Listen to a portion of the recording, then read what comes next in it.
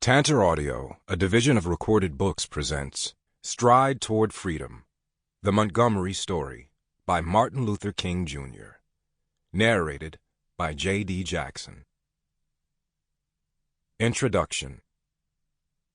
When the history books are written in the future, somebody will have to say, there lived a race of people, a black people, a people who had the moral courage to stand up for their rights, and thereby they injected a new meaning into the veins of history and of civilization.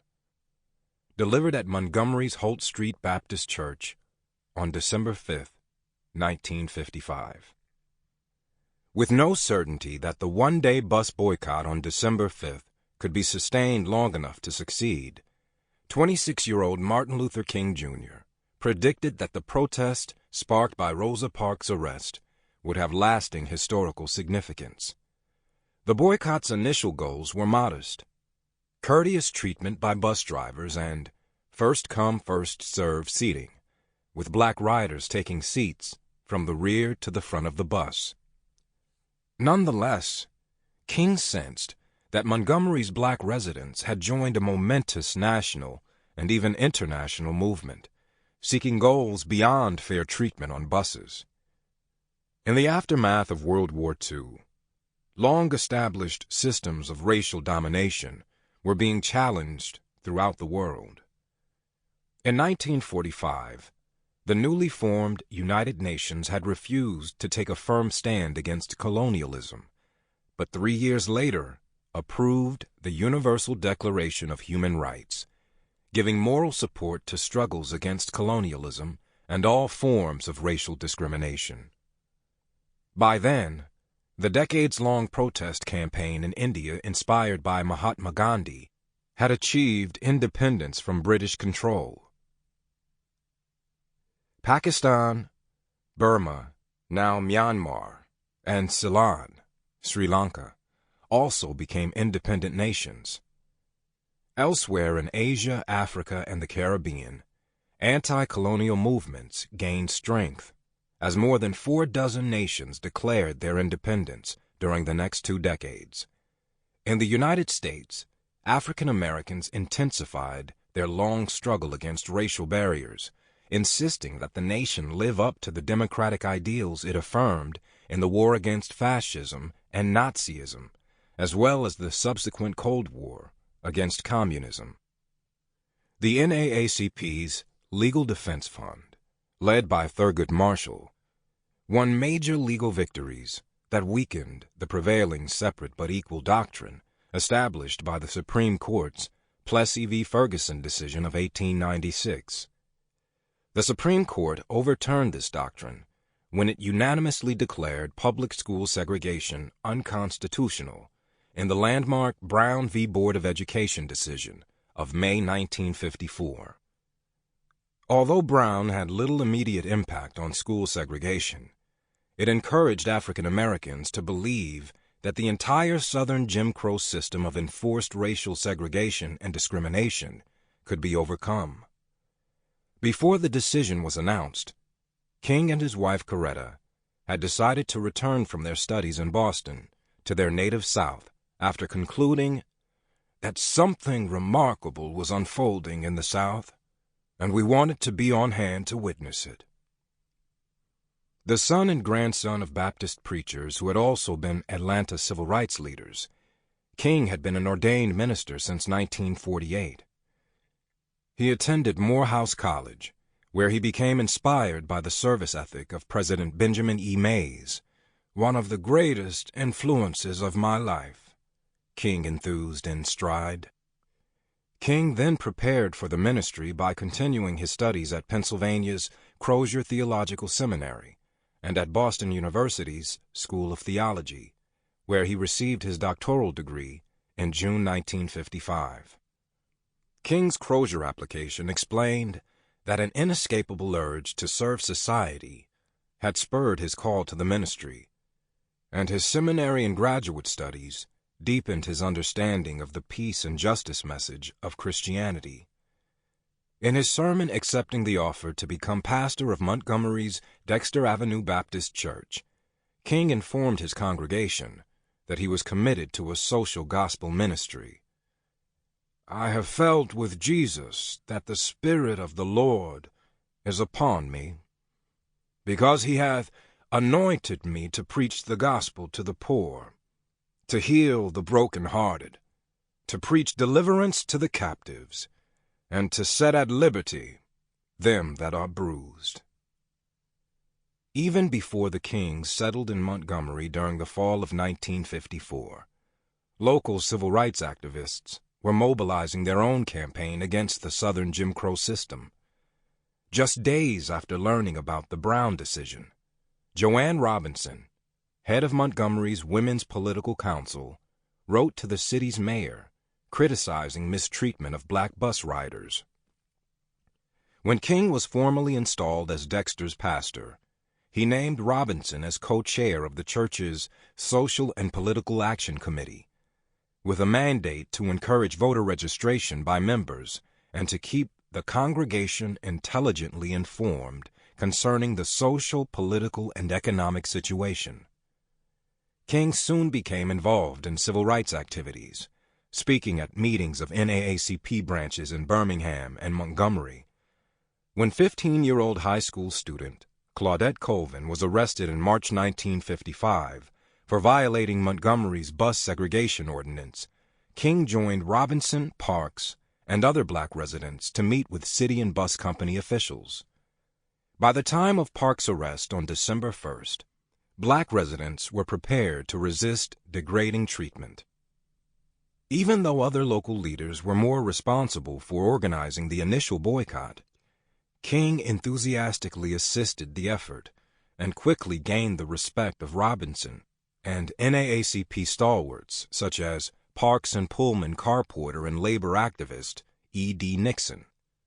Thus, it was not entirely surprising that local leaders turned to the youthful newcomer to the city to head the Montgomery Improvement Association, MIA, that they had formed to carry on the boycott. Although he did not expect to become head of the MIA, King understood the boycott's broader implications. His hastily prepared speech that evening audaciously linked the MIA's modest initial objectives to American political principles. "If we are wrong, the Supreme Court of this nation is wrong," and Christian ideals. "If we are wrong, Jesus of Nazareth was merely a utopian dreamer that never came to earth. If we are wrong, justice is a lie." The boycott's goal soon became the desegregation of the city's buses, and the 381-day campaign in Montgomery spurred a sustained mass movement to overcome the entire Southern system of legalized segregation and racial discrimination. King's subsequent speeches, public statements, and published writings would transform the Montgomery movement into a milestone of the African American freedom struggle and confirm his prediction of its place in history. Written less than 2 years after the successful completion of the boycott, Stride is both the first book-length history of the Montgomery movement and the first of King's trilogy of political autobiographies. It would be followed by Why We Can't Wait, 1964, and Where Do We Go From Here? Chaos or Community, 1967. Soon after the successful completion of the boycott, William Robert Miller, assistant editor of Fellowship, the pacifist journal published by the Fellowship of Reconciliation, FOR, encouraged King to write his account of the boycott. "You have a vital message for this country and the world." In addition to his academic writings, King had published a number of articles since calling for equal rights in a letter to the editor of the Atlanta Constitution while he was a 16-year-old Morehouse College student. During the boycott, he gave numerous speeches, both in Montgomery and elsewhere, including major addresses outlining the basic narrative of Stride at the annual convention of the NAACP and of his fraternity, Alpha Phi Alpha. With considerable editorial help from his informal network of advisors, he also published articles based on his speeches in Liberation, April 1956, and The Socialist Call, June 1956. Once the boycott's success was assured, book publishers began contacting King, who then worked with literary agents Marie Rodell and Joan Davis to negotiate a contract in October 1957 with Harper & Brothers. Promising to produce a publishable manuscript within 1 year, King struggled to balance his writing commitment against his responsibilities to the MIA and to his Dexter congregation. By early 1958, he recognized that it was necessary to secure editorial help, first from Alabama State professor Lawrence Reddick, who was already working on his own book, Crusader Without Violence, a biography of Martin Luther King, Jr., published in 1959, and then freelance editor Hermine Popper, who helped revise King's drafts into the final manuscript. By the time of Stride's publication, late in the summer of 1958, King had already become an internationally prominent African-American leader, featured on the cover of Time magazine, awarded the NAACP's prestigious Spingarn Medal, as well as honorary degrees, included among the American delegates to the Independence Ceremony of Ghana, and invited to address numerous academic and religious gatherings throughout the United States. Stride became King's principal vehicle for presenting himself to an audience that included white readers as well as black readers, Northerners as well as Southerners.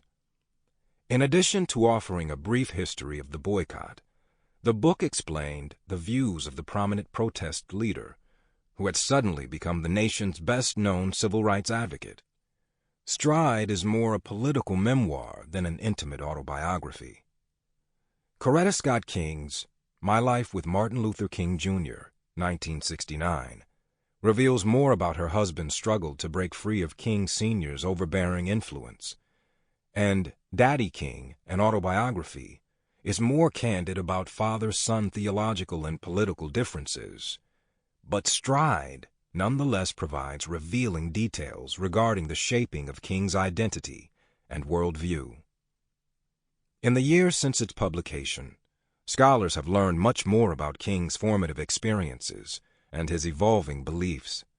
But King's first book remains an essential starting point for anyone interested in understanding the sources of his leadership.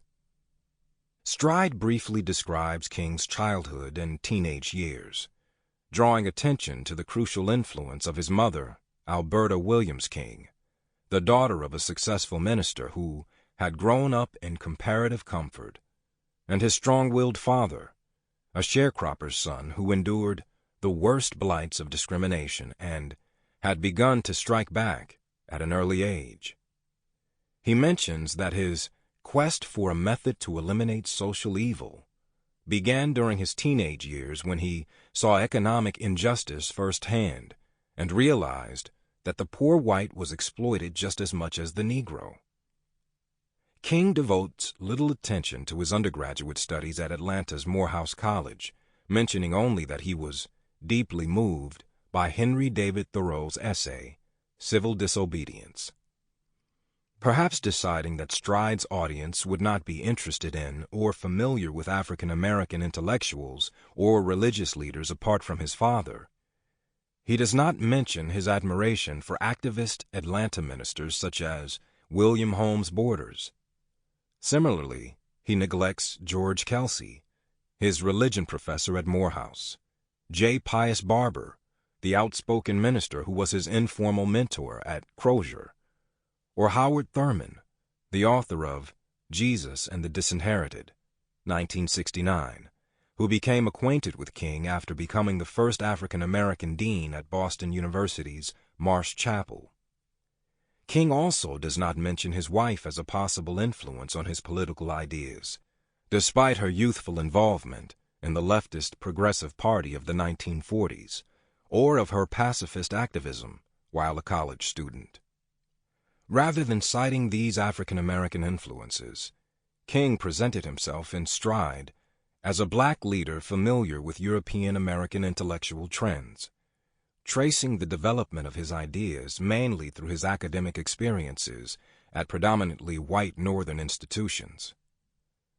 Not until I entered Crozier did I begin a serious intellectual quest for a method to eliminate social evil, he writes in Stride. His pilgrimage to nonviolence begins with the indelible imprint left on his thinking by his reading of Walter Rauschenbusch's 1907 manifesto, Christianity and the Social Crisis. Although King's ideas were greatly affected by the intellectual ferment associated with the Montgomery movement, King traced his intellectual maturity mainly through a discussion of his graduate studies at Crozier Theological Seminary in Pennsylvania and at Boston University. He describes his attempt to understand the appeal of communism by reading Marxian writings that convinced him communism should challenge every Christian, as it challenged me, to a growing concern about social justice. With all of its false assumptions and evil methods, communism grew as a protest against the hardships of the underprivileged.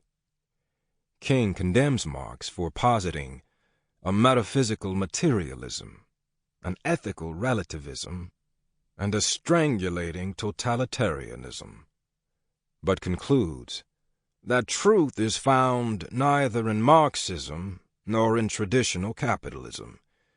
Each represents a partial truth. During an era of McCarthyism and red-baiting, when he was sometimes labeled a communist, King recognized that any honest discussion of Marxism entailed some risks. Indeed, King's editor at Harper & Row, Melvin Arnold, convinced him to change language in the Stride manuscript to avoid attacks from the enemies of freedom and of liberalism. For example, Arnold asked King to clarify that his response to communism was and is negative, rather than merely initially negative. Arnold also suggested that King amend his statement that war might be preferable to surrender to a totalitarian system by adding the phrase Nazi, fascist, or communist. In his discussion of nonviolence, King acknowledges that his first exposure to pacifism during a lecture by A.J. Muste left him deeply moved, but far from convinced of the practicability of his position. He recalls that he had about despaired of the power of love in solving social problems. He finally discovered the method for social reform that I had been seeking when he heard Howard University president Mordecai Johnson lecture about Gandhi. I came to feel that this was the only morally and practically sound method open to oppressed people in their struggle for freedom. King adds, however, that theologian Reinhold Niebuhr's critique of pacifism left him temporarily in a state of confusion. Niebuhr heightened King's awareness of the illusion of a superficial optimism concerning human nature and the dangers of a false idealism, leading him to see the pacifist position not as sinless, but as the lesser evil in the circumstances. King writes that his formal training led him to a positive social philosophy based on the conviction that nonviolent resistance was one of the most potent weapons available to oppressed people in their quest for social justice.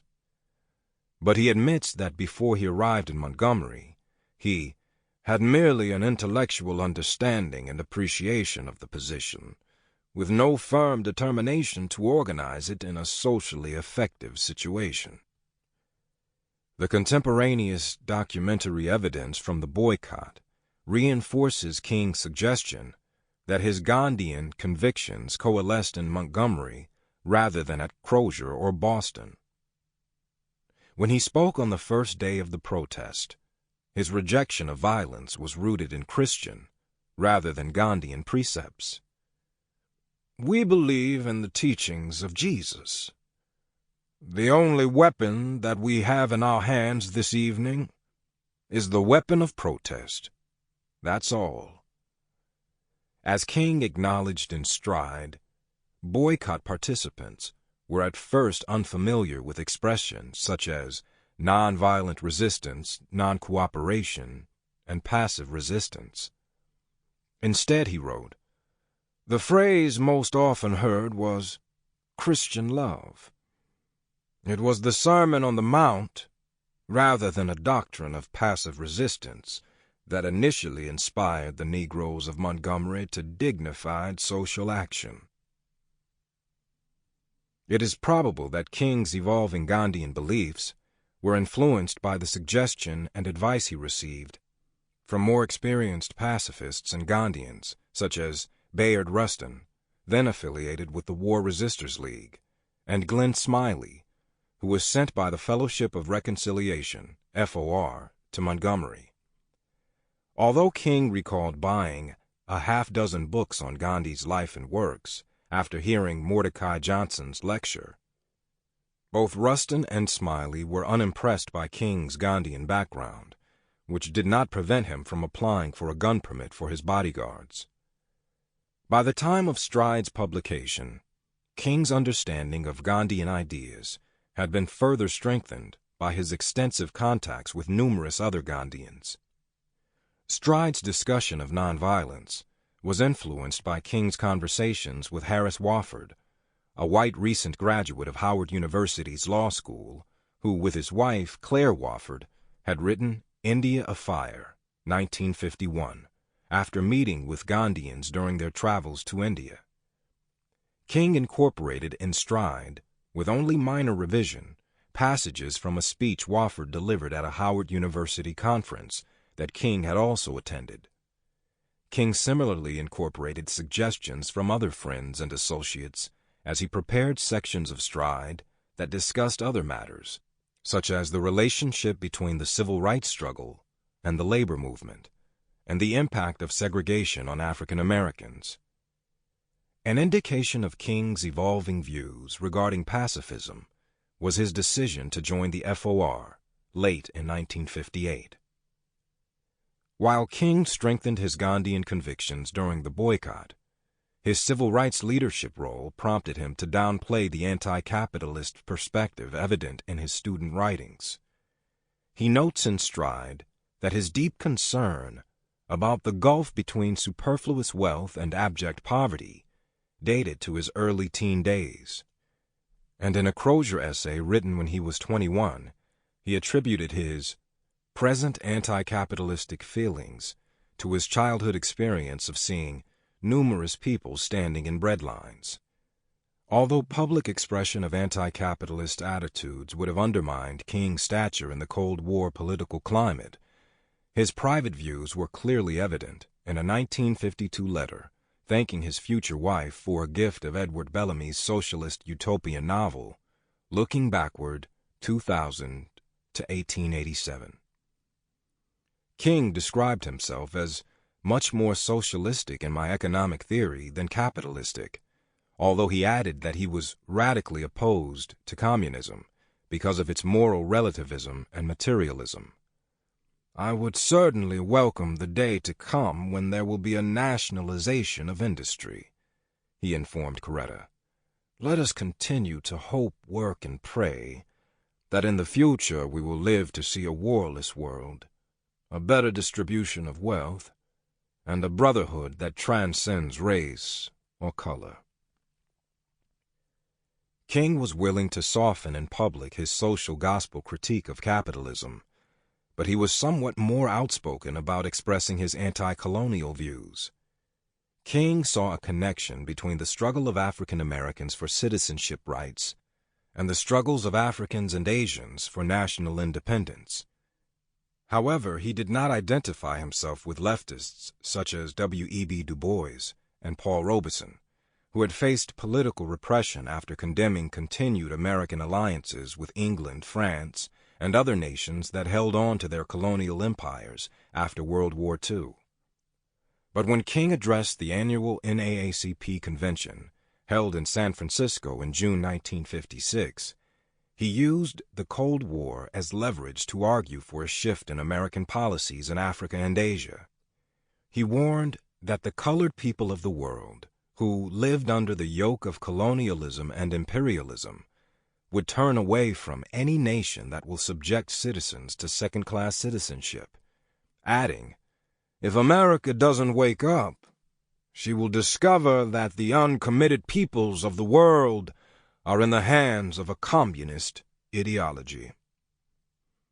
By the end of the boycott, King's linkage of the African American freedom struggle and the anti-colonial struggles of Africa and Asia had become more forceful.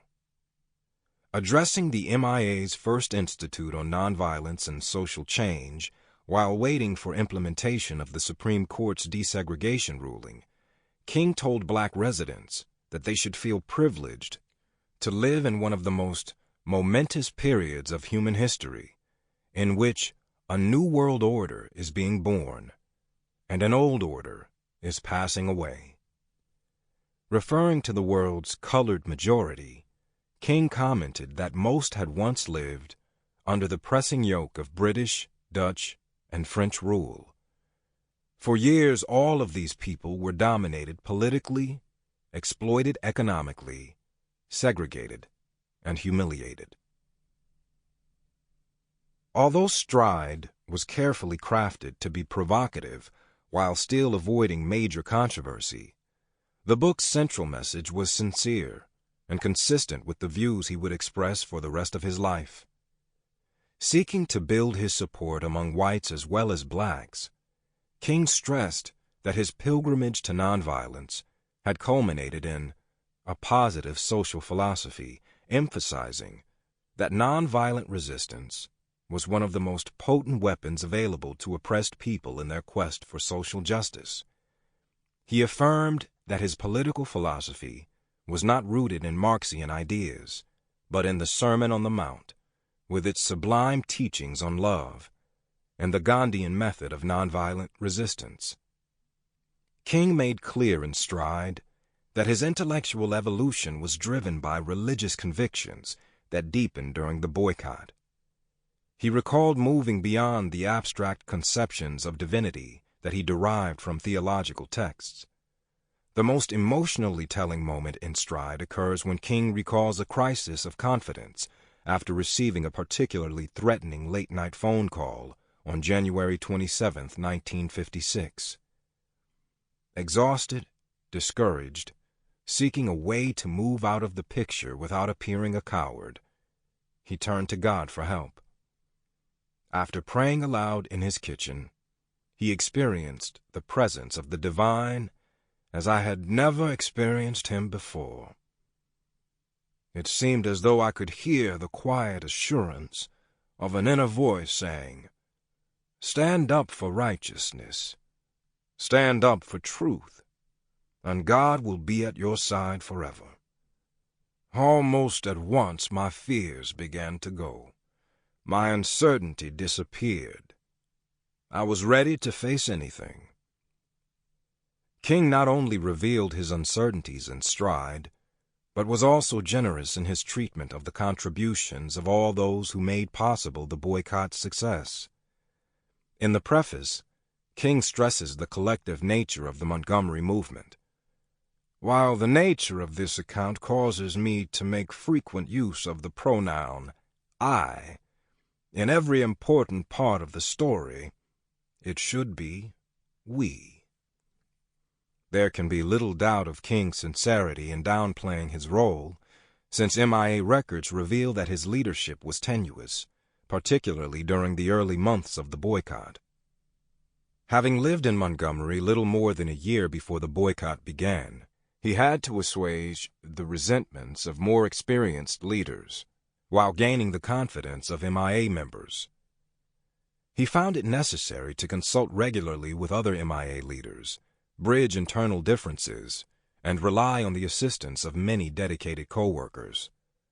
Thus, even as he traces his own evolution as a protest leader, King also describes his complex relationship with a mass movement beyond the control of any single individual.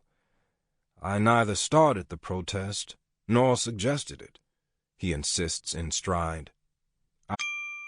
Sample complete. Ready to continue?